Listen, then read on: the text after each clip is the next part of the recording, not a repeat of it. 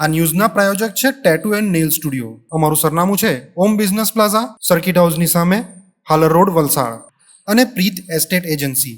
Flat, બંગલો, plot, વાડી, farm house, factory તેમજ ઓફિસના લેવેચ માટે અથવા ભાડા માટે સંપર્ક કરો. વલસાડ એસઓજીએ 2 નંગ ગેરકાયદેસર પિસ્તોલ સાથે એક વ્યક્તિની કરી ધરપકડ. વાપીના ડુંગરા વિસ્તારમાં વલસાડ એસઓજીની ટીમે 2 પિસ્તોલ સાથે એક વ્યક્તિની ધરપકડ કરી છે.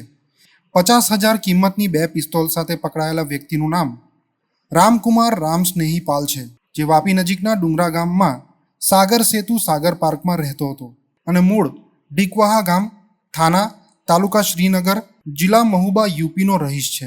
વલસાડ એસઓજીએ બાતમી હકીકત આધારે ડુંગરા ગામના સાગર સેતુ સાગર પાર્ક ફ્લેટ નંબર 3માં રેડ કરી હતી.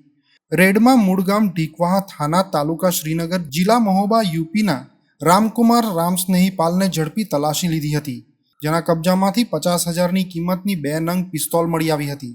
એસઓજીએ ગેરકાયદેસર પિસ્તોલ રાખી ગુનો કરવા મામલે રામકુમાર પાલ વિરુદ્ધ કાયદેસરની કાર્યવાહી કરી છે.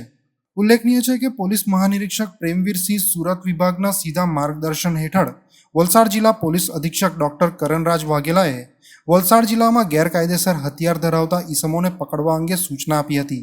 જે અન્વયે એસઓજી પોલીસ ઇન્સ્પેક્ટર એયુ રોઝના માર્ગદર્શન મુજબ એસઓજીના પીએસઆઈ આરબી પરમાર પોતાની ટીમ સાથે વલસાડ જિલ્લામાં ગેરકાયદેસર હથિયાર ધરાવતા ઈસમોને પકડવા અંગે પ્રયત્નશીલ હતા.